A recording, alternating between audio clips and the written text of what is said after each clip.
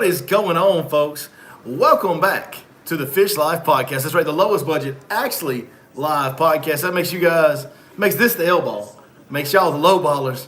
We're gonna get the mood right tonight. Because we talking about 2022. It's bad when you can't talk and you're doing a podcast. It's bad trade. Yeah, 2022 Bassmaster Elite Series Angler of the Year prediction. And oh yeah, we're bringing back the segment from last week because y'all seem to like it. A lot of y'all watched it. We're going to ask her anything with the princess. Miss Lady McCoy is going to be coming back in. You guys can ask her anything. Get your questions ready at the end. Turn it down just a touch, Chris. Just a touch. There we go. What y'all know about this, though? Y'all don't know about that. They don't know about that. Chris, where did this come from? Man, you know.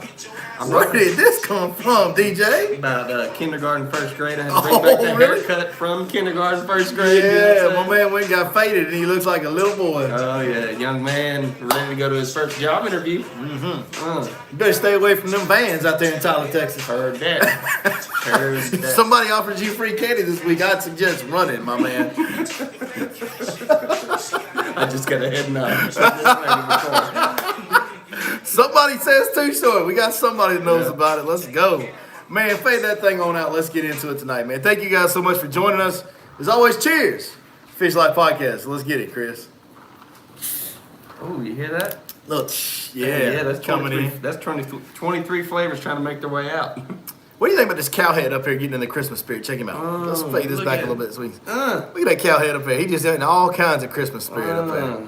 My man is feeling it. It looked like he had to brush his teeth. Maybe all different colors. I need to get him a Philips Sonicare like I got. That's not what it's supposed to be. I know. Maybe next week we need to take the folks on a tour of the Christmas decorations Pimp my here at the house. Pimp my crib, or no, that's Pimp my ride. Yeah. MTV Cribs. Yeah, MTV Crib. We do a tour of the house with all the Christmas decor. We'll get too short to be the host of that one. Yeah, he'll be here in person next week, guaranteed. Folks. Too short's on his way. For sure, considering this is the lowest budget. That's right. Actually, live bass fishing podcast. That's what we do around here. Listen, we got lighting now. We do have lighting. We've got like backlighting on the phone. Mm-hmm. That was See my fresh donated. lines? Look at that. Fresh lines. Yeah, I'm not real sure about showing people more detail. You got the flow. You got the flow. Look at Speaking of flow, who won Angler of the Year last year? Seth Fighter. Seth Fighter. He had the sickest flow. He's got the flow. There's no doubt that man has the flow when it comes to coming out of the hat. I asked him one time, what's the key to getting your hair to grow that long? He said, just don't cut it. I tried it. It ain't really working. Seth, you steered me down the wrong path, man. It's not getting much longer, dude. I'm too old. My hair don't grow, Chris. It seems like such an easy answer. Yeah, he's like, well, I don't know. You just don't cut it. It might have something to do with the fact that he lives in, like, South Canada. Yeah. Makes your hair grow a little longer when it's that cold all the time at home. I don't know if barbers are necessarily a necessity up there. You're right. Hey, as you guys get in here, do us a favor tonight. We need you guys. That like. Yeah, hit that thumbs up, man. We need all the help we can get. Drop us a comment so that we know who we're talking to. And of course, if you don't mind, if you know how, share this thing. We are going to break down the schedule, talk about our Angler of the Year results last year, talk about how Angler of the Year was won last year on the Bassmaster Elite Series, and then we're going to make our predictions for 2022. And I got to say, if you go back to our predictions for 2021, we did this. Folks, you might want to pay a little attention because we didn't pick Seth Fighter, but we each did a top 3. Mm-hmm. 5 of the 6 that we picked were in the top 10 for Angler of the Year. Yeah, I goose egged. But you had one. But I did preface that pick with, I'm going all or none on this deal. That was my whole. Let's say some hellos and how you doing to the early risers, and let's get into the breakdown of what we did last year. Let's start with that, okay? 10-4. Right now, we got 10 Rigsby. He's talking about giving a shout-out from Northeast Arkansas. That's my man. Appreciate you. Bustin' Outdoors is in the house. David Swim. Samuel, I cannot say your last name. Samuela. Express Jack. James Clifton.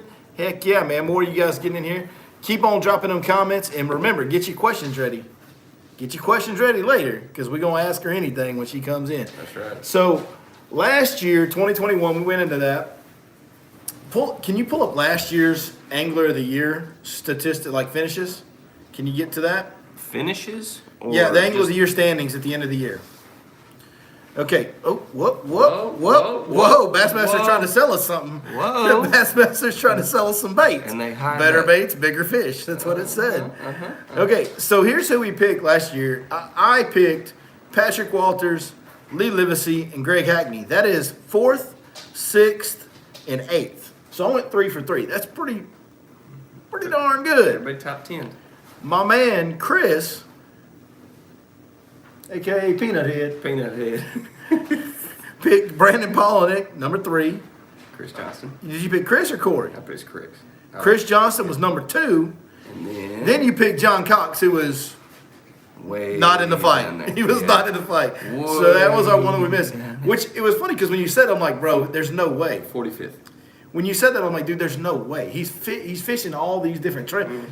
John Cox went on a run like no. I mean, honestly, just to requalify on all the tours was saying something because he was fishing so many events, and he even got DQ'd from one of the Bassmaster events for fishing a MLF event during off limits. It was just too. To me, I looked at that. I was like, "There's no way this guy competes for Angler of the Year on any of these trails." Which, to be fair, John Cox did something last year that we thought was impossible. Nobody's ever done it. Yeah. He's definitely the only guy that's ever done that. I mean, he fished 3 major tours. Yes. He fished the old FLW tour, whatever they call it now, with 37 acronyms. Tackle Warehouse Pro Circuit, maybe?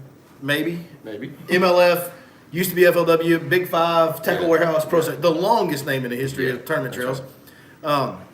He fished that. He fished Bassmaster Elite Series and fished the MLF Bass Pro Tour. So, that's just a lot, dude. a lot. And, John Cox, he was fishing opens and stuff. He fished everything. Yeah. And he fished the MPFL. That's right. He fished so he fished 4 full tours, man. Holy cow, dude! This guy went on a crazy run. Anyway, so that was my concern with him when you picked him, and sure enough, that's how it played out. But you actually beat me in the Angler of the Year race because you got 2 and 3, and I got 4 and 6 and 8. Now, On average, you beat me. even though none of us. Yeah, if you average in your 45th, right. But you got the high. I think we're trying to pick the winner, right? Yeah. So whoever gets the highest one wins the competition. So you win the competition. But none of us picked Seth Fighter. But if you look at that, we had 2, 3, and 4 picked. Yeah. Say that to say this. But we'll listen to what we got to say now. I don't know. We got it right. We might be close. So far, we have a good track record. Now, we can bomb this year, and then next year we'll be sitting here talking about don't listen to us. But right now, we've got a good track record for breaking down the Bassmaster schedule and picking who's going to succeed. And fortunate enough to be able to follow the trails like we do. Fortunate enough to actually know some of these guys and get some kind of Feedback. inside information from guys like a Frank Talley, like a Patrick Walters, like a Ed Locker, and dudes that are out there on the tour that we talked to, and many others as well as those guys that I didn't name. And they kind of tell you, man, this guy, this schedule, or this fishery's good for him, or this guy's coming up, he's going to be the dude. We get some of that information. So it helps us, certainly helps us. We're not that smart. It certainly helps us be able to predict things like this. So right now what we need to do, I guess, is we need to look at next year's schedule because that plays how the schedule lays out plays such a big role in who's going to win. I mean, if you've got an extra smallmouth fishery in there, it's going to change the dynamics. Or if you've got one less smallmouth fishery in there, it's going to change the dynamics Correct. of who can do what. So, starting off February 10th through the 13th, we're going to go St. John's River in mid-February. We're going to go Harris Chain in mid-February. Same thing we do every year. We know how that plays out. That's the classic, so that won't matter for Angler of the Year. Santee. March 17th to 20th, Santee Cooper, place we went in the fall last time we went. We didn't go there last year at all. The year before we went in the fall during the COVID year. Then we're going to go to Chickamauga, but we're going to go April 7th to 10th, the springtime tournament. That's going to be a spawning tournament. The Santee Cooper tournament is probably going to be the very early part of the spawn. Maybe a lot of pre-spawn there. It's still going on. Probably a lot of pre-spawn still going on there, I bet, at Santee Cooper. Because that's a little bit further north than us, or pretty close. And usually by the time you get to March 15th, the spawn is kind of starting, but you still got a lot of pre-spawn fish around here, and they're even a little further north than us. Right. So, I believe they are. I don't know. I'd have to look at a map. No, they're probably. It's pretty even. Pretty darn even as far as north and south. They're go. still north of us. Okay. Okay. And then you got Chickamauga, like I said, spawning tournament there, no doubt, April 7th to 10th. May 19th to 22nd, Lake Fork. Smash Fest. That's going to be more of an offshore deal as far as the winners. The winners are going to be more offshore driven in that deal. July 14th to 17th, we got the St. Lawrence River, Thousand Islands. We know what that is. That's smallmouth heaven. Then we've got August 4th to 7th is the open makeup date, so that's nothing. And then we've got Lake Oahe in South Dakota. That's the wild card this year. That's a smallmouth fishery, dude. Man, that's a major smallmouth fishery. It's probably the best untapped smallmouth fishery in the world. It's so big. We'll talk about that here in a minute. Mississippi River. We're going to end it up on the Mississippi River where they go up there and catch.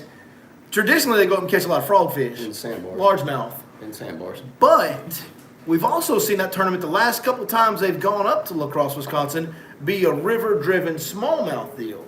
So that's almost like we've got an extra smallmouth tournament because we usually have two. Mm-hmm. Now we've got three, right?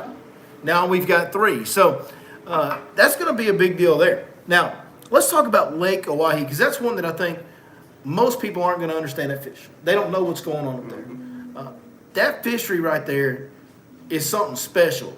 And basically what's happening is you got a place that is essentially too remote. Correct. And too big to have pressure affected in any way. There's just not enough people fishing up there, and these fish have been left alone to grow in this huge fishery, and somehow or another they've gotten good genetics in this lake, they've got good bait populations in the lake.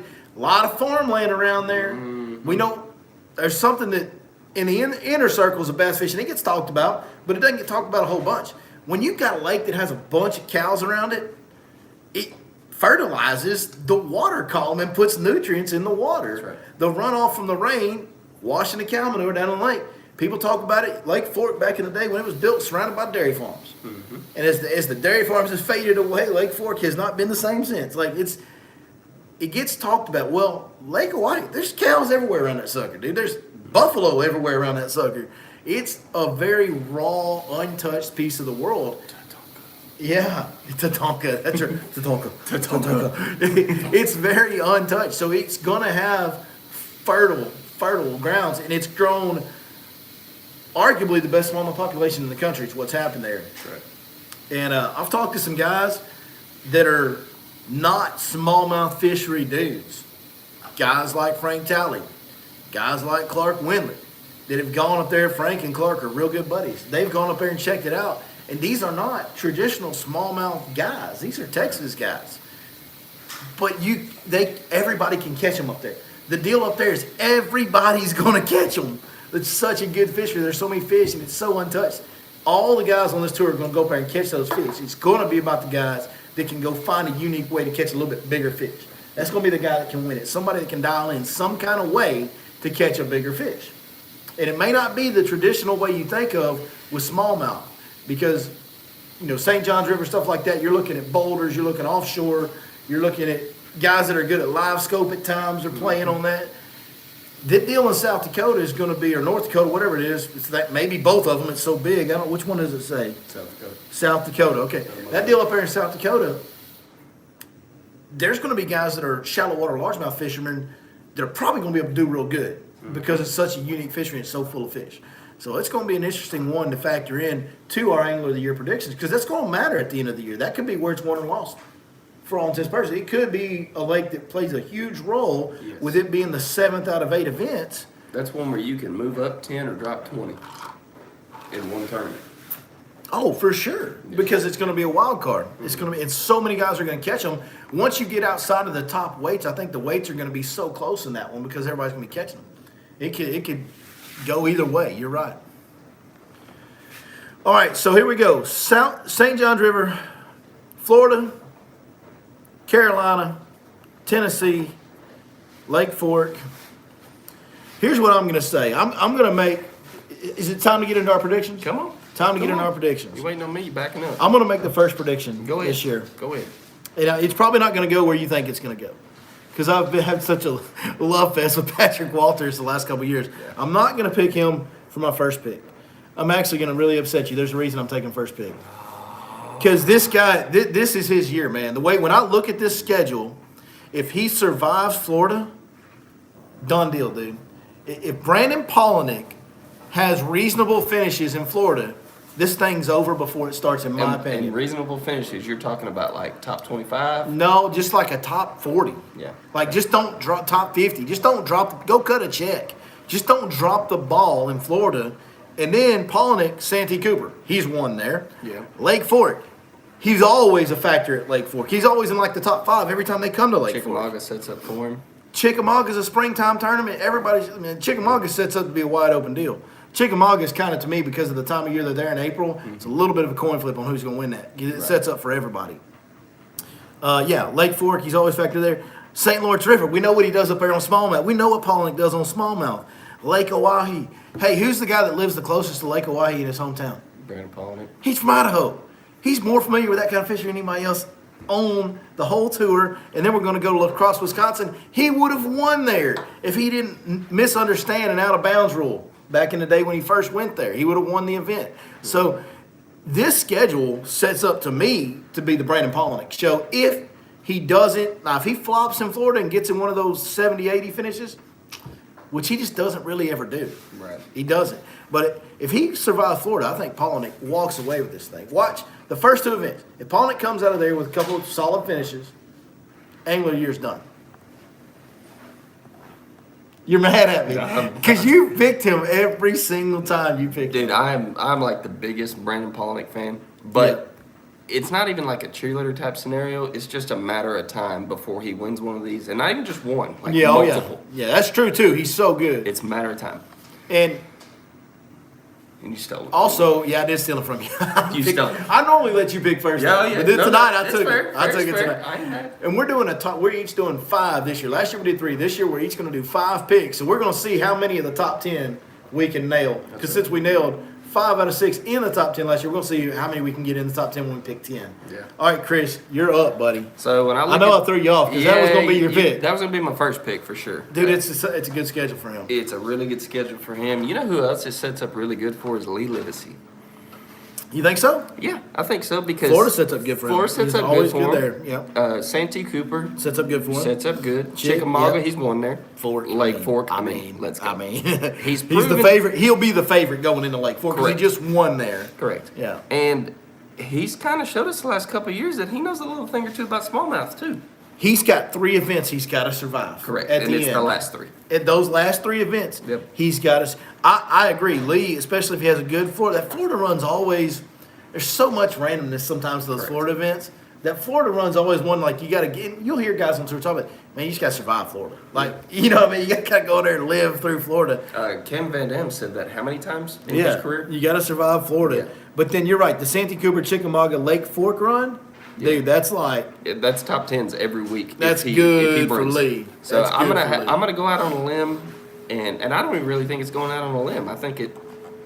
All right, so you got Lee. I got Lee. Lee's You gonna be got my guy this year.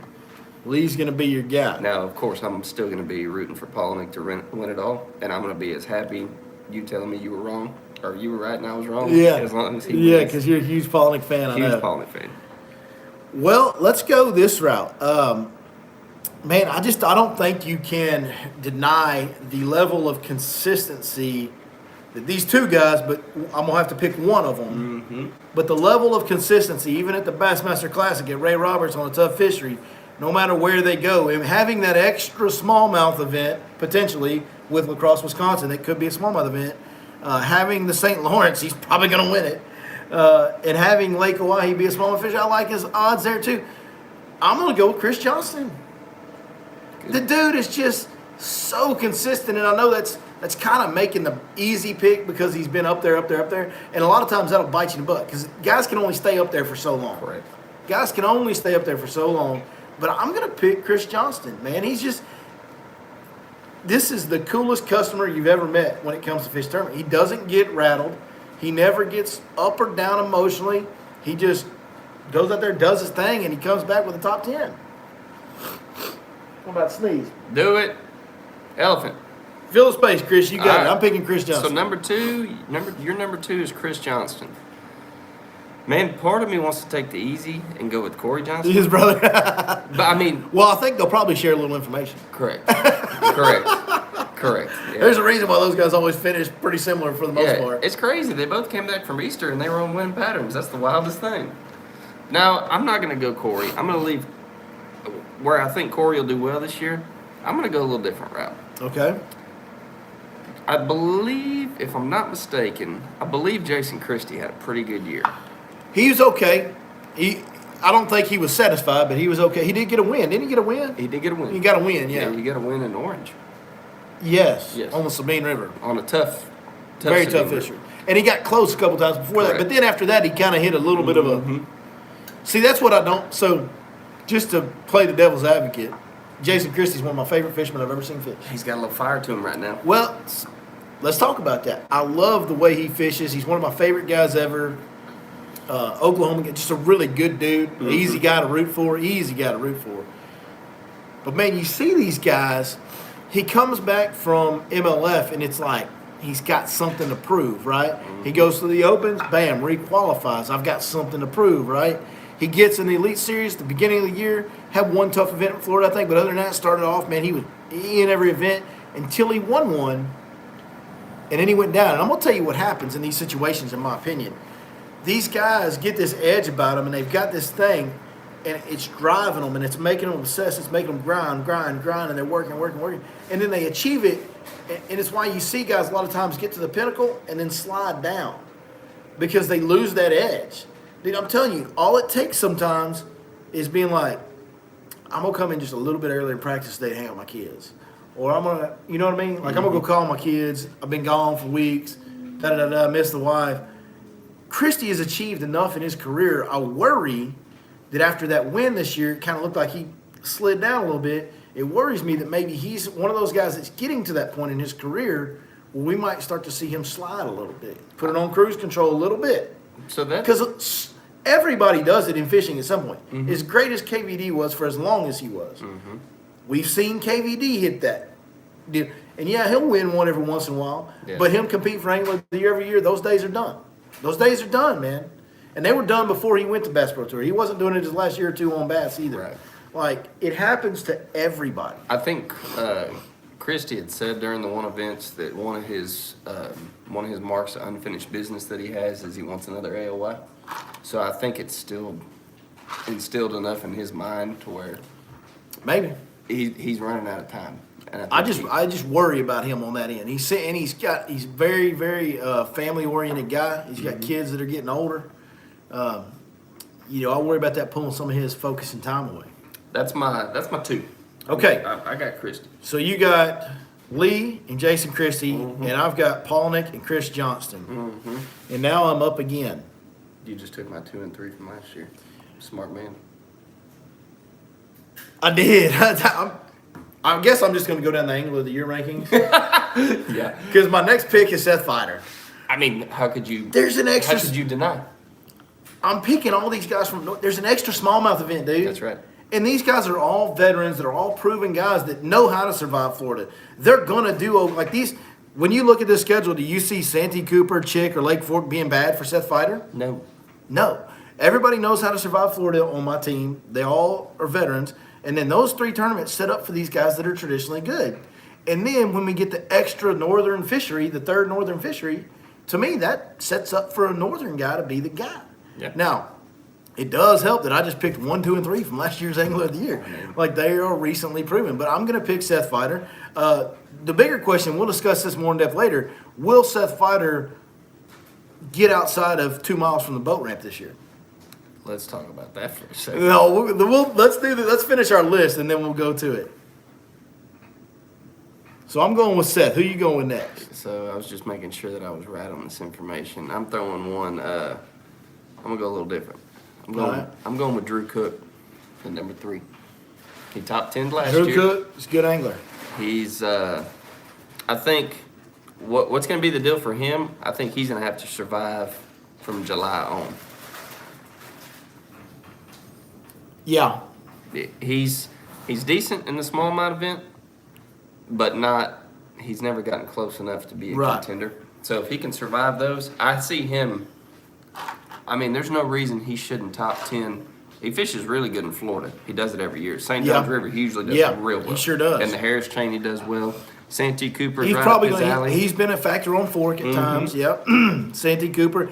To me, Santee Cooper, Chickamauga, and Lake Fork. Well, Santee Cooper and Chickamauga are going to be what we have seen the last couple of years from Lake Fork. So the guys that have done good at, excuse me, folks, the guys that have done good at Lake Fork the last 2 years that they've been there, when they've been there, well, not the fall, but the Brandon Cobb win and the Lee Livesey win. The guys that have done good at those events at Lake Fork, those guys, to me, are going to be the ones to watch at Santee Cooper and Chick because it's coming during the spawning time of year on a trophy bass fishery that's highly pressured.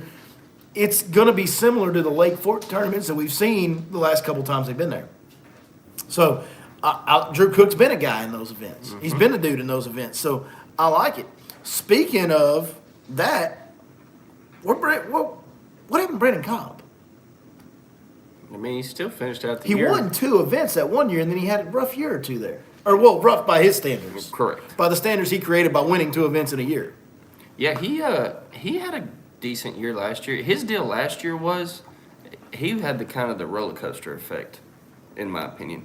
Mm-hmm. He'd do really good and look like the Brandon Cobb of old, and then he'd finish. And you got to be to win angler. You got to be so consistent. That's right. Put me back on the list of anglers, please, Chris. Okay. Yeah, because I think Brandon Cobb was still top 10, wasn't he? Yeah, 9. Yeah. Well, never mind. He had a great year. No, yeah, that's what I'm saying. But he had a couple 60. That's my bad. He had a 60th place finish somewhere in there. So where are we at? I've got Seth and Polnick and Johnston, and you've got. I've got Lee. Jesus, I just forgot. Christie, Lee, Christie, and Drew Cook. Lee, Jason Christie, and Drew Cook. Mm-hmm. I almost went that one on that last pick. So I'm going to go one right here, and this is a guy that, for no reason other than he just is consistent. He's very consistent, and he hasn't got over the hill of winning events yet, but I think he's about to. Give me Brock Mosley. Give me Brock Mosley at number 4. Dude, Brock Mosley's for real, man. This is a guy that is as good as anybody out there. It just hasn't. A lot of winning a 4-day tournament, there's luck. I mean, there's some luck involved. And there's guys that are really, really good that just never win. They don't get over that winning hump. James Niggemeyer was one back in the day. That's right. Yeah, folks, he's from Van, Texas, my hometown, guys on Lake Fork. If you go look at the bass stats from 2000 to 2010, somewhere in that range, this joker was as consistent as anybody. Never won in a tournament. Man, was he good. Brock Mosley's kind of going along that pattern, but he's early in his career. I think he gets over the hump, wins 1, maybe 2 this year. I like Brock Mosley. Those shallow water fisheries are going to set up for him really, really well. That stretch that we've been talking about. And that fork event, here's what's going to be the thing about that fork event. It's going to get won with a deep diving crankbait, most likely, at the end of May. But there's going to be some dudes in top 10, top 5 that are on the bank. Frog, flip, swim jig, maybe a little shad spawn left, bluegill spawn, whatever they're doing. If Keith comes and showed us anything. Listen, it's going to get won with a deep diving crankbait. Correct. That's what's going to happen in that tournament. Unless something really weird happens with the weather, that tournament will be won with a deep diving crankbait. No doubt about it. But there's going to be a lot of guys there in this angler of the year hunt that we're looking at that can be shallow water dudes. You know, like Chris Lane was in the TTBC when Combs won it. Chris Lane was up there pitching and flipping and got second. Well, that was the one that Ayler won. Ayler, yeah. Speaking of, you know who I wish fished the Elite Series for this schedule? Brent Ayler. Yeah. Well, is there a schedule that doesn't suit him? I mean, he's one of the most diverse, consistent guys out there. So that's actually, I'm fixing to go. Who's your 4th pick? I'm going to go with Caleb Summerall, and that is simply because. Wow. Dude, he's as diverse as any of them. You know, he adapts to the fishery, the way it's fishing, and he makes it work. He might be the most successful guy in the history of bass fishing for the amount of time he's been doing it. Correct. He hasn't even been fishing this long, dude, and he got 7th in Angler of the Year. Like, this cat's for real, for real. I like that pick. I do like that pick. Because if you look at it, how many times have you heard him at the weigh-in say, man, I'm catching him a completely different way than I. He does his own thing. He's so new to the sport. He does it. Yeah. He listens to what the lake's doing, and he makes that work for him. Here's my concern with Caleb. He is inexperienced. He's got the least amount of experience of anybody in this field as far as bass fishing for his life history. Correct. He has the least amount of experience by far of anybody in this field. Mm-hmm. He hasn't been fishing that long. Right. good as he did this year, you know how hard it is when you're just learning the game, because he's still learning the game, and that's scary both ways. It's scary in how good he might be eventually. It's also scary in that he may fall on his face. That's right. So that's what concerns me. He just had a phenomenal year, finished 7th in Angler of the Year. That's going to be really hard for a guy that inexperienced to duplicate again. He might go win the whole thing. He might go out and win a couple events. Like, he's that good, that talented, but he also might have a little, like, it's hard to hit that high that early in your career and keep it up there. Correct. With the little bit of experience that he has. He just didn't have much experience, man. Yep. Not fair. You know, you can do this to my picks, too. Tell me why my picks are wrong. It's a discussion, dog. I've been pretty. It's supposed to be a debate. I've been pretty in tune with your picks. Yeah, you like all my picks? Well, and every time I don't pick somebody, I'm like, well, that's gonna be my next pick if it's still. So there. I think for our 5th pick, I'm a new rule. Fifth pick has to be the wild card that your sleeper to take it off. He has to be below 20th in Angler of the Year rankings from last year. You can't pick anybody up here. I already got it. You got to reach down somebody down here. I already got mine. You got yours? Yeah, but you go ahead because you're up, big dog. I'm looking.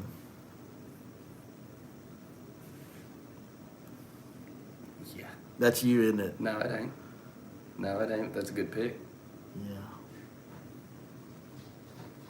We're looking, folks. Bear with us. You're getting a little too far down there. I mean, if you. But there's always guys that are down here because they only fished a couple years. There's always guys that are down here that end up way up, and then there's guys that were way up in 2020 that are way down here in 21, and they're going to come back. I just think you're a little far down there. Yeah. Oh, you just scrolled past one. Here's a guy I want to pick. And I do this. He's a friend of the show. How have we not picked Patrick Walters? And now I can't. That was going to be my next. Yeah. We didn't make that rule. Yeah, how do you not? He's one of the most consistent guys on planet Earth the last couple of years. And you got another spot. And I just honestly, I tried to not pick him because I always pick him. I always pick him. So this will be the year that he wins it because now I can't pick him. I'm not allowed. Where's my guy? This guy, he's a friend of the show. He used to run some guide trips on Lake Fork, but I don't know. I don't know if I'm going to pick him or not because I'm worried about him on that extra northern. But that Hawaii could be good for him. I'm thinking about picking Drew Benton. Not me. I'm not Drew Benton. I'm sorry. Stetson Blaylock. Stetson Blaylock. It's a good one. Because he's got the fork thing figured out. Like, he's got the first half of that schedule figured out. Yeah, he does. Like, he's got to survive Florida like everybody does, like we talked about. But he's got that stretch, that 3-tournament stretch that we discussed, the Santee Cooper, Chickamauga Fork. He's one of those that suits. And with him having the largemouth option at La Crosse and the Lake Oahe being a wild card, and he's had some smallmouth success. Mm-hmm. He has had some small. So he's a guy that finished, on down there, 39th, which is well below where he wants to be. He's a guy that's been better in the past. He's won events. I think I'm going to go with, if I got to pick one from down here, I think I'm going to go with Stetson. There's so many guys down here that you want to pick. Brandon Card is extremely consistent, so he's scary in an Angler of the Year situation. I think Kyle Welcher's still finding his way, and he could have a big jump up. Is that your pick? There was a couple other. Matt Robertson's a dude that could take the next step up, young guy. And hell, Zaldane and Scott Martin are down in here. I mean, there's so many guys you could pick. John Cox is going to be fishing less tournaments. I mean, there's so many. Keith Combs has got the fork deal going for him. Like, there's a lot of guys down here that could jump way up this year. Canterbury is just a year. Canterbury and Windlet are just a year and 2 years removed from winning Angler of the Year. They're down there at 48 and 49. Like, man, there's a lot of guys you could pick, but there's another name. It's a homer pick for me because he's buddy and he's a good dude and I know him a little bit and he's just a really nice guy and I'm a fan of his. This kind of one picks where I'm picking him because I like him and I'm a fan and I want him to do good and I want to root for him all year. So yeah, I'm gonna go with Stetson Blaylock. Stetson Blaylock. Okay.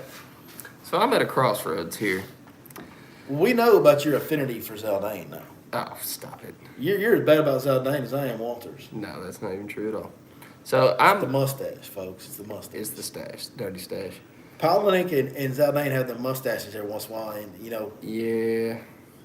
Yeah. I can't even say what I want to say about your haircut right now. When you got a haircut like that, you like dates with a mustache. Look at that. Look at them lines, boy. He's like a young man going to his first job interview. Look at your boy. I guarantee you, if Lee Fish is as good as my haircut looks, it's a wrap, folks. So, Who you picking? So I'm at a crossroads right now, and I'm gonna explain to you why. I'm between John Cruz, because John Cruz will surprise you. John Cruz is a deep water guy. He's got that figured out. Yeah. If he can survive, All the experience in the world. yes, He survived in this world for a long time. that's right. So if he can survive those last 3, he could make up a lot of ground. But I've also got Jeff Gustafson. You got 3 smallmouth tournaments at the end. Yeah, I like that. I like Gussie. Or Well, and Gussie's good. He's a guy that had a good finish at Ray Roberts at the Classic. a Carl Jocumsen, never quit. Yeah. He's an easy guy to root for, that's for sure. Yeah. I think I'm going to go with Gussie. I'm taking Gussie. I like that pick. I like Gussie. Taking Gussie. Another one of the nice guys, easy to root for. And let's not forget, Gussie got a win last year doing something that wasn't traditional. So we're going to go and do a breakdown on how last year's Angler of the Year was won by Seth Fighter. I want to talk about that because that's something that people inside behind the scenes have talked about, but it hasn't really been publicly talked about, I don't think. Right. A little bit's been touched on a little bit here and there, but I want to break that down. Mm-hmm. But first we got to address, this is a good comment right here. Lake Fork is supposedly about to get drawn down starting tomorrow. It's already 3 foot low from natural drought conditions. Down to 6 foot. This supposedly the word is Lake Fork's going to get drawn down to 6 foot. They're going to draw it a foot per week over the next 3 weeks, get it down to 6 foot to do a little work on the dam. Is the drawdown going to affect the elite? Lake will still be low for MLF for sure. That'll actually Phil make it Clark, better. I couldn't disagree with you more. It might be low. But, dude, we get some rains in January and February, and I've seen the lake go from 5 foot low to a foot over full pool in like a couple weeks. Some of those rains, once the ground gets soaked over the winter, and then you get those hard frontal systems that blow through in January and February, and they bring all that tons of rain with it. Mm-hmm. The lake, once all the other ponds fill up and once the ground is saturated, the lake can fill up so fast. It can fill up really, really fast. So it's probably still going to be low for MLF in February, the end of February, but it might not. It might not. And by the time we get to May, odds are it's probably not going to be low. I mean, it could be. We've had dry years. I mean, it wasn't too long ago. From 2010 to 2014, the lake stayed low for 4 years. And that was with no drawdown. And so it very well could stay low. Here's what I'll say about the lake being drawn down. It does nothing but help. It puts the same amount of fish in less space. And when you get guys like this that are best in the world at finding fish, and you put the same amount of big fish in less space, boy, watch out. Yeah, I was gonna say that what it will do is in the May event, it'll eliminate the shallow water.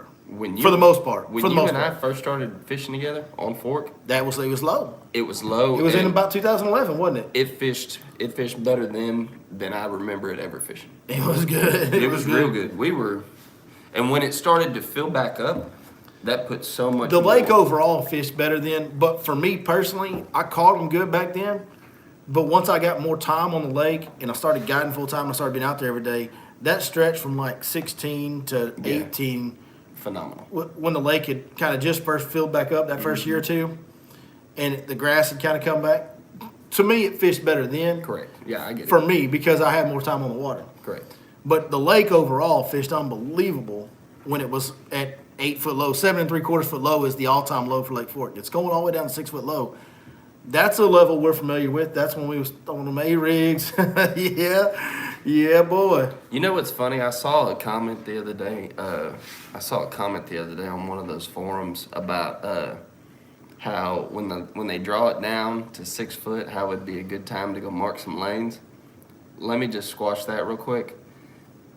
If there's any lanes that are worth putting on a unit, they're already there.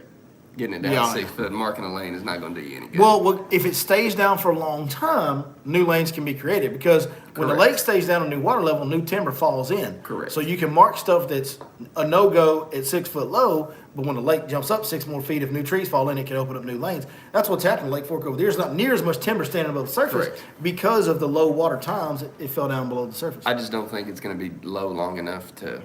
So they're saying this was a part that is true. I did read this and I kind of forgot it. They're keeping it low, and they're saying at least till the end of January. I heard they're keeping it low for like 3 or 4 weeks, is what I thought I read, but I could be mistaken.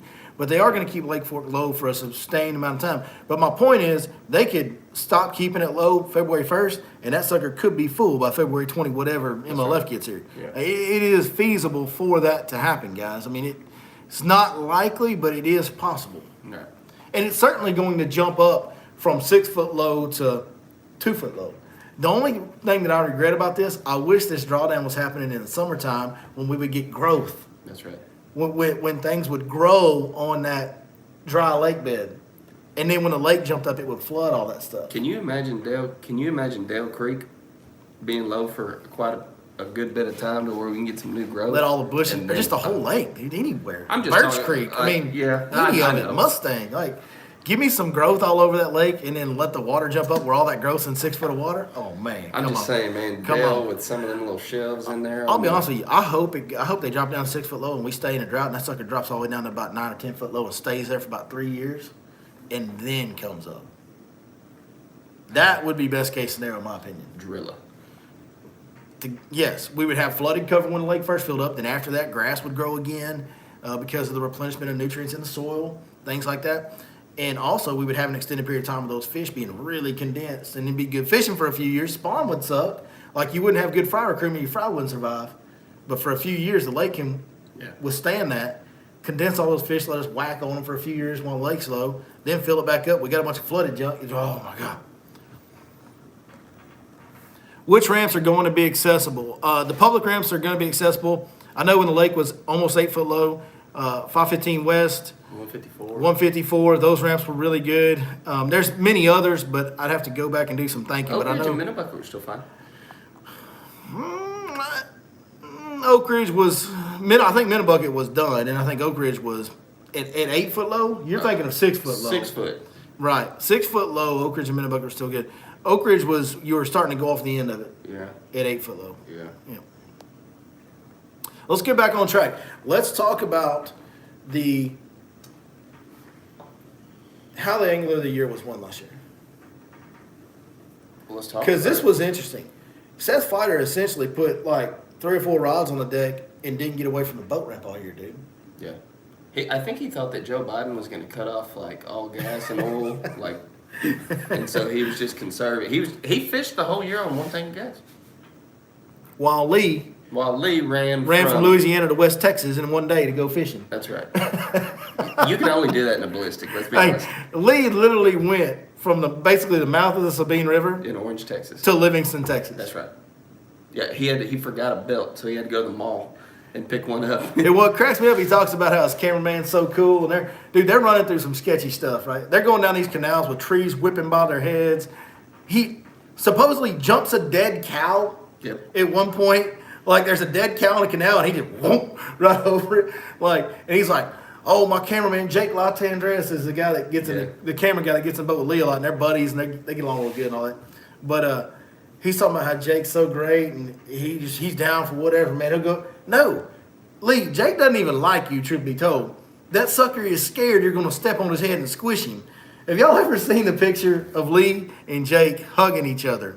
If not, I got it. It looks like a big brother that's about 10 years older than his little brother that just went into college, and the big brother's hugging little brother. There it is. I mean, he fits right under his armpit. He's like a little pocket camera guy. Yeah, I don't think Jake likes Lee at all. I think he's scared of him. And I want to show y'all something real quick. You know, since we're having a good time poking fun. How do I get back? Oh, there it is. What do you got here? Hold on, I'm gonna pull up a picture. Hold on, keep talking. Okay, keep talking. Keep talking. But no, Seth Fighter, he kept it really, really simple. So his angle of the year was, go I ahead. got it. So this picture right here was actually a picture that Lee's cameraman took of him while Jake. he was. Yeah, Jake took this picture while he was standing in the passenger seat. Yeah, he's standing up in the passenger seat and then took that picture of Lee at that angle. Yeah. Yeah, exactly. Nailed it. Nailed it, folks. So, Seth Fighter last year, Angle of the Year. You hear some of the guys joking about it. It's kind of a joke, but it's kind of not. He fished the retread hole all year, dude. Yeah. To a big. Now he didn't catch all his fish right there where they released them at the ramp. Right. But there's literally dudes that talk about how bass needs to change their policy and take these fish at the end of the day further away. Think about this, folks. Bass will bite sometimes. You know, the bass that are getting caught, A, that are getting brought in to weigh in, those are the biggest bass that guys caught all day. That's right. B, those are the fish that are willing to bite, that are more aggressive-minded fish. And then we're going to release them all by the ramp. I mean, it's not a terrible idea. Not a terrible idea to fish for those fish because some bass will bite day after day. Some bass will bite more than once in a day. I've caught the same fish right back to back, catch the same fish over again. Got the hook hole in his mouth where you just caught him. I've had that happen before. You know the saying, not all men are created equal? Not all bass are created equal. That's Some right. have more aggressive mindsets than others. So That's right. there is a very legitimate concept of fishing in a multi-day event, fishing the retread hole. That's right. Dude, just at Lake Fork Marina, like, don't think I ain't taking advantage of Bass Champs was there or Mega Bass was there, and I go fish right around Lake Fork Marina. Yeah, I mean, like, I've done that plenty of times. One of the best days I've ever had on Lake Fork was actually in that little pocket to the right-hand side of Lake Fork Marina. Yeah, a lot of fish get released there. Yeah. A lot of fish get released there with all the tournaments we have. And some big fish, too. Yeah, some over 24s. Yeah. Yeah, absolutely. So there is something to it. But yeah, Seth all year, if you looked at the deck of his boat, there wasn't a lot of rods on. He wasn't making long runs. And he fished really simple. He didn't overcomplicate the process like we oftentimes do as fishermen. And you look at how he won an Angler of the Year, and some of the guys are talking about statistically one of the best years that's ever gone down. Because you had guys like Polnick and the Johnston brothers and Patrick and Lee had phenomenal years that could have won Angler of the Year in a lot of years. But nobody really threatened Seth seriously after, there for a while Patrick stayed up with him in the first half of the season, but he stretched it out about mid-season and didn't look back, man. Nobody could stay as consistent as him. And the deal with Seth is, I don't know how his mentality was, but from watching it, I was never worried that Seth Fighter was fixing to win a tournament. Mm-mm. He never looked like he was going to win an event watching any of the tournaments. No. But dang, he was right. Like, he was up there in the top of all of them. Yeah. You look up day 4 and you saw Seth Fighter. He was there. And he just stayed consistent by keeping things simple. Now, again, a lot of these guys, let's face it, these guys are the best in the world at what they do. They're alpha. They're alpha mentality. They want to win. It's all about winning. That's the deal to them. To most of these guys, I truly feel like they want to win. Mm-hmm. The way Seth Fighter fished, you're not going to win a lot of events. You're just probably not going to hardly ever win one at all fishing that way. No.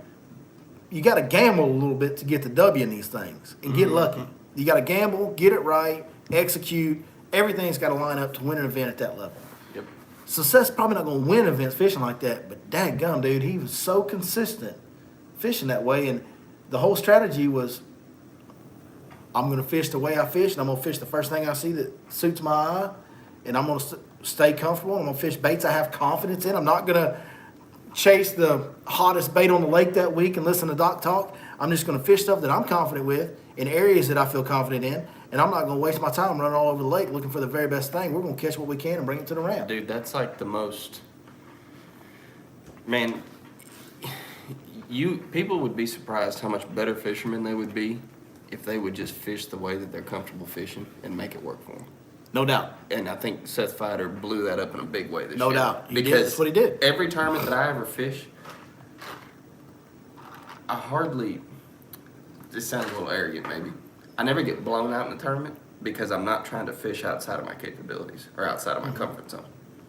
I'm always going to bring fish to the scales. Yeah. Because I fish the way I fish, and I just got to figure out a way to make it work. Yeah. And Seth Fighter proved to the whole world that, hey, that can win you the biggest prize in bass fishing. Yeah.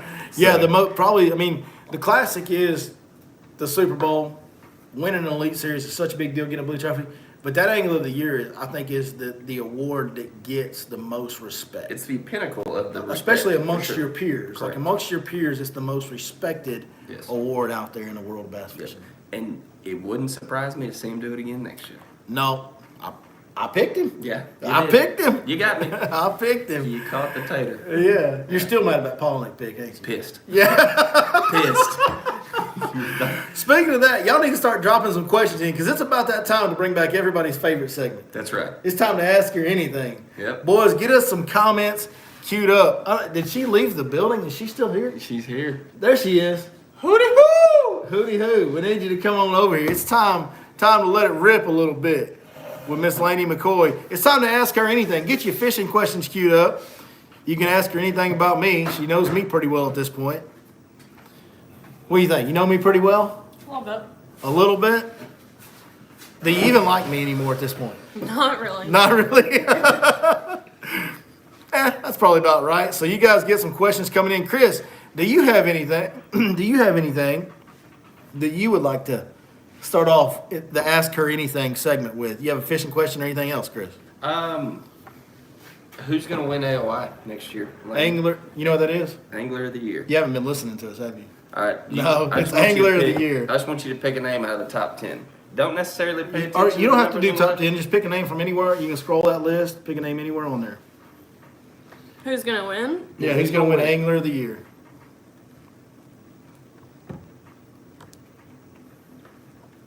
I don't know. It looks like Seth will. Looks like Seth will. She's calling the repeat. She just goes for the top name. Oh, is this from last year? He won it this last year, yeah. Oh. That's And not a bad pick. It almost never. Almost. Has it ever been repeated back-to-back I years? don't know if back-to-back's ever happened. Has KVD or somebody ever done probably that? has. I don't know. We need to look that. We need to find that out. You want to change your pick, or you rolling with Seth? Have you ever seen his haircut? Mm-mm. It's similar to yours, actually. Well, you can see the bottom of his hair. Yeah, and he's got a great mustache. Awesome Phenomenal mustache. So we're rolling with Seth Fighter.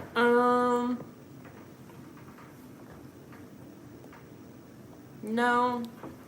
No? Uh-oh. That would have You been think so? That would have been my guy. That's who I picked Billy first. Stolen. That would have been my guy for sure. I guess him. Brandon Polnick. She's Yeah. rolling with me. And She's then rolling with her dog, folks. I was also picking between Patrick Walters That's a good Patrick And- Walters didn't get picked. He didn't get picked. So you can take him. and Lee Livesey. Lee Livesey, he's from Lake Fork. Did you know that? That was my pick. No, she didn't know that. All right, she rolled with Pat. You rolling with Patrick? Sure. Patrick Walters it It's a is. good pick. It's a good pick. She's got that pick through osmosis. She's hanging around me. He's the only guy I picked for everything. I didn't pick him this year, though. I don't really know why. I'm going to look this up. Joshua Shepard says he fished fork yesterday and killed it with an Alabama rig near bridges. That is a very viable pattern this time of year, no doubt about it. And it's probably going to become more viable with the drawdown of the lake. That and a jig and a creek channel. Lady, what do you think about fishing Alabama rig around bridge pilings on Lake Fork this time of year? Did he say he did that? Yeah, he said he did that and he did really good. I don't Did know. he just get lucky or is that like a good technique, we I think? think he got lucky. Think he got lucky? My man. I hope I You get got lucky. lucky. I hope I get lucky tomorrow because I'm probably going to be doing the same thing. We ain't got no questions yet. What's going on, folks? We need some questions for Miss Laney tonight. Y'all drop them in. Chris, you got to come up with some questions for Laney. Who was the first fisherman to ever win the Angler of the Year? I'll give you a Man, hint. I don't even know this one. I'll give you a hint. He's an old man. He had a fishing show on Sunday mornings. Everybody knows this guy. Apparently, I don't. His last name is Just tell her the last name. last name's Dance. You know, any fisherman? Bill. Bill. Hey! Let's go. Nice. Let's go. Yeah, he was the very first one. Where's to he win. from? Tennessee. Tennessee. That's right. He always wears a Tennessee hat. That's right. Got that My white dad. hat with that I orange told tee. you, my dad. Well, yeah, your dad likes to fish, so he would be a Bill Dance fan because everybody. There's literally a who is it? Luke Bryant did that song. Yep. There's a Luke Bryant song that's named Bill Dance. No, my Like dad everybody knows loved him Bill Dance. somehow. Like knows him. He went fishing with him or something like that. Wait a minute. Me and your dad got to Hold talk. on. Me Hold on. and your dad got to I'm have pretty a sure. Gary McCoy, I need to have a conversation with you, sir. Because Bill Dance and some other guy, I think, went fishing with my dad. I think I told you this before. I could be wrong, but that's how I know that name because my dad has told Probably me like about most it. people that bass fished back in the day, he's probably obsessed with Bill Dance. We all were Bill Dance fans, but that's crazy. If he got to fish with Bill Dance, that's like 80% of bass fishermen's dream. That's like playing a one-on-one game against Michael Jordan. Yeah, it's like playing basketball with Michael Jordan. Yeah, it's literally the same Yeah, thing. same thing. He's the GOAT. Him and Roland Martin, I mean, those are kind of the GOATs, man. Well, also, I went to go see my dad today, and he said he had one of the original ugly sticks. There you go. You can't break an ugly stick. Well, and I was like, I don't know what that is. You can't break it. You can take it and bend it as much as you want to. You can't break it. Yeah. I got a. All right, you ready for this? Let's go. Hey, dude, this is a trivia question. Trivia question. Okay. Who has the most Bassmaster Classic runner-up finishes? I'll give you a hint. He's got 4. Most runner-up finishes in a Bassmaster Classic. Are you asking me or Laney? This is I'm Ask not Her gonna Anything. know. I'm not gonna know the answer to that. That's Aaron Martin's. That's right. Yeah, that's Aaron Martin's for Look sure. at my phone. Well, she wants to look up these answers. You No, trying to I'm Google gonna them? text my dad and see what Oh, okay. it was about Bill Dance. Man, I don't know if there's like a delay in the comments or what's happening here. We have stopped getting comments. Nobody wants to talk to you tonight, Lane. I guess not. We've lost some viewers. We're losing viewers steadily. No, I think we gained them. We may have waited too long to bring her in. We talked forever about Angler of the Year, Chris. Yeah, We went- they got tired of talking about stuff that we talked about. They were ready to ask Laney something. We didn't bring her in soon enough. Okay, now we wait. Yeah. Huh? So now we wait. Now we wait. They got This is about live. 30 they got about 35 minutes in. They were like, "Oh, Laney was heavy on this deal." Yeah, we're gone. We're gone. Cody Mays is here. I'm amazed he's not asking you any questions. He's always down there. Mr. Steal Your Girl is always down to ask you questions. Hey, spaghetti or lasagna? Lasagna. Yeah, I like it. I'm in. I agree. It depends on how much like meat sauce, like spaghetti sauce. I'm not a big marinara person. I like pasta. I like a lot of pasta. She likes all kinds of pastas. Let me tell you, it's almost frightening the amount of noodles this girl can put down. Do beans belong in chili? No. I mean, I can do either way, but I just grew up without. Let's continue on the food topic because, as little as she is, folks, it's amazing the amount of food this girl Hold puts on, down. hold on. Chris, did he not call me fat earlier? I'm not gonna get into this. He said those words. He I'm not said, gonna "You're get into this. fat." I will- That's not I the will- words I said. I think I will- said, well, then so are you. No, he said you're fat. Did he not? Maybe. I might have. I am not gonna become an accessory. Either which way, live on a podcast. Jason Walden says beans do belong in chili. I agree. Couldn't agree I more. mean, I can do either way. Hey, did y'all I can eat it either way, too. did y'all find any good eating over at Elm Creek? Food at Elm Creek is, you need to know when you go to OH. Yeah, we haven't talked about that. We just got back from OHIV. Yeah. So those videos are coming out this week.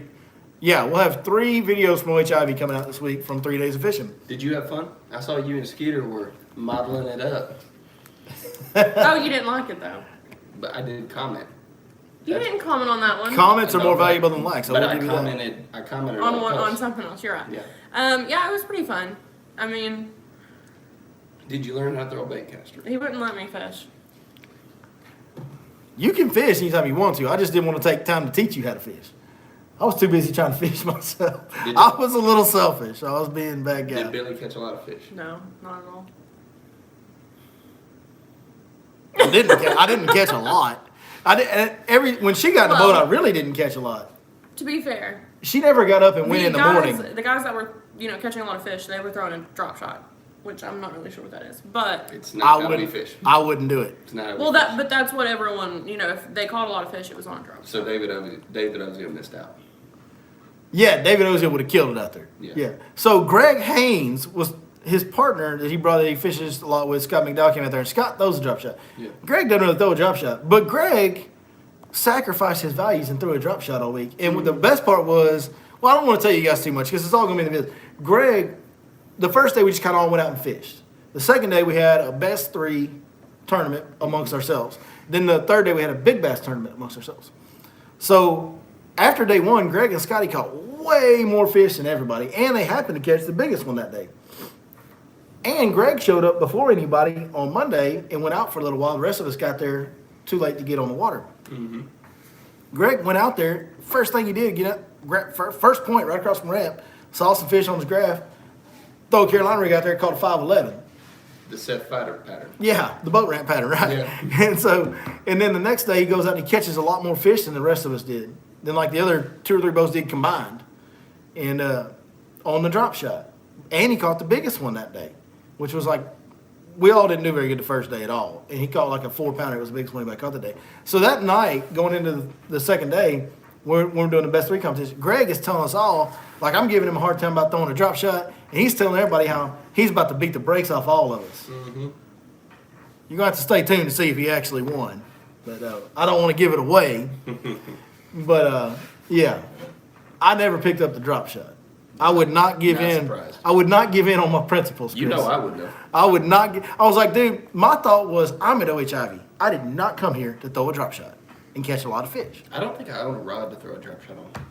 I mean, I do, and I will in a tournament situation, but I'm not going on a buddy's trip to OHIV And sacrificing your pride. and throwing a drop shot. Dude, I'm going there to try and catch the biggest fish in the pond. That's Like, right. I'm not going to go there and throw a drop shot. You know why I power fish? To get that power play. Like, when the bite's tough, I will slow down, but I'm going to slow down with like a Magnum fluke, which I did. I'm going to slow down and flip with a big Senko or a big Texas rig. You know, like, I'm not going to finesse fish OHIV. Or throw like a 1/8 ounce shaky head. Mm-mm. Or a 3/16. No, not happening, bro. It's not. I'm not going to do that. That's not why I'm there. I'd rather go there and not catch them and know that I tried. Agreed. In my opinion, I tried harder to catch big fish. Fair. Even though whether it worked out that way or not. You know what I mean? So anyway, that was my philosophy. Here we go. We've got a Laney question. Laney, are you a true Astros fan? Are you? I really didn't watch too many Astros games this year. We watched the playoffs, though. Yeah, but I like the Astros, but I also like Boston. So She does like Boston. I mean, But when the when it Astros, comes down to the two of when the them, Astros play Boston in the divisional series or the ALCS, Yes. she pulled for the Astros. Nice. I have Mainly because I told her she'd have to leave the house if she didn't. That's not true. My dad is an Astros fan, so that's really why. So those are respectful. So if you are a true Astros fan, I don't know. I already saw that. I don't know. Who led the team in home runs in 2021? I don't know. What's that big Dominican dude that bats cleanup for him, Chris? That's who did it. I'm pretty sure. So you don't know. Cespedes? Is it what's his name? I don't know who to think that. Jordan Alvarez. Yeah, Alvarez. Jordan Alvarez. That's right. What is Mrs. Sixth Sense? I don't know. I don't understand that question. Like, what is your sixth sense? Like, do you have a sixth sense? I've got a sixth sense and another sixth sense. Probably my hoodie she stole is her sixth sense. I need to burn that Houston shirt. Okay. Chris agrees. Shots fired. I Chris think the agrees. first time I was on your podcast, I was wearing a Boston shirt. So I would not have let that happen if I would have been paying attention. it was when we were out by the fire pit. I believe she was wearing a Boston shirt. She had got plenty of Boston shirts. There's no doubt. Yeah. No doubt. Yeah, I didn't watch What is many your so baseball games. what would you say your sixth God. sense is? I don't- You have to answer these viewer questions. This is live, you know. Sixth sense. Definitely not judgment of character. I'm a good judgment of character. I guess I just don't care. Like I knew you were trouble from that Oh first yeah, time. yeah. It was pretty obvious. Oh, a bucket full of trouble. He's Cuban, not Dominican. Man, they're close, dude. Like they're one of them islands down there where they do nothing but play baseball. Like that's all they do is play baseball They down there. literally have baseball school in Yeah, both places. Yeah. It's the same. yeah. I don't know. I would say I probably. Okay, let's see what he said. Okay, so one of his friends took Johnny Morris and Bill Dance gar fishing. Oh, took them gar fishing. That's really cool. And then they kept what they caught for aquarium at Bass Pro Shops. Oh, they put the gar in the tanks at Bass I Pro. guess so. Well, how about that? And I do remember him saying this, that when they were going fishing, they didn't have anything, so they stopped at a Bass Pro Shop and they Bought everything at Yeah. Bass Pro. And then Yeah, that's of what they course. used on Well, they it. didn't buy it because Johnny was there. They just went in there and grabbed it because Johnny's there, so you don't have to buy anything. Sir, you need to. Never mind. That's ironic because on our trip, we stopped at a Bass Pro Shop, and you guys will see this in the videos. So on our trip, we stopped at the Bass Pro Shop over there in Garland when we were headed out to West Texas. And I asked her, I said, do you know who Uncle Johnny is? She's like, no. And we're sitting in the Bass Pro Shop parking lot. Come to find out, her dad's friend took the guy fishing and stole a bunch of fishing gear from him. I wish we would have had Uncle Johnny on our trip because that bag was awful full and I spent an awful lot of money. There's something about Bass Pro. It has what I call the $800 effect, where I spend Yeah. at least $800 every time I go in Yeah. there. And to her credit, I asked, do you think I spent way too much on fishing? Her answer was, we don't live near here, so you got to get it when you're here. She might be a keeper, I mean, I folks. expect the Pretty same solid. answer. She might be a keeper, folks. Oh, you expect the same answer? Yeah. About, oh, boy. When we go shopping. The problem is her shopping, a lot of it's online, so she's always there, folks. It's always in her hand. Let me That's what tell I was you, doing before I bro, came on this podcast. you were over there shopping online, weren't you? For the kids. Every day when I get home, every day. Package. Every day. No. Every day. Same. I mean, maybe it's not every single day now, but like there for a while, it was every day. Like when she first started the Christmas spree, I was like, oh, what do we got today? Hey, do you want to? So funny story about that. So do you want to see? Adrian bought my brother some Hey Dudes for Christmas. I wanted to buy Do you him want to see some. them? Because they're mine now. I like those. Yeah, this is what happened. Wait a minute, so you're telling me you are going to be a drop shot fisherman now? Stop it. Dude. Same type of people. They're comfortable, aren't they? They're so Same comfortable. type of people I wear wanted to buy Hey Dudes and some. fish drop shots. Bro, you would wear these every day if you had some. Promise you. Listen, the exact same people that wear Hey Dudes also fish drop shots. That's all I'm The saying. most comfortable shoes I've ever owned. Someone wants to go outside. Oh boy, everyone wants to go outside. Well, I'll tell you what. The questions aren't really just rolling in tonight. He's Cuban. Yeah, we just talked about that. a minute Oh, ago. I didn't see that comment. Yeah, we just talked about that. We said Cuban Dominican. Anyway, why don't you go take him out since we are on a live stream? Because we don't need him Well, to just be tell barking him in the to lay back. down.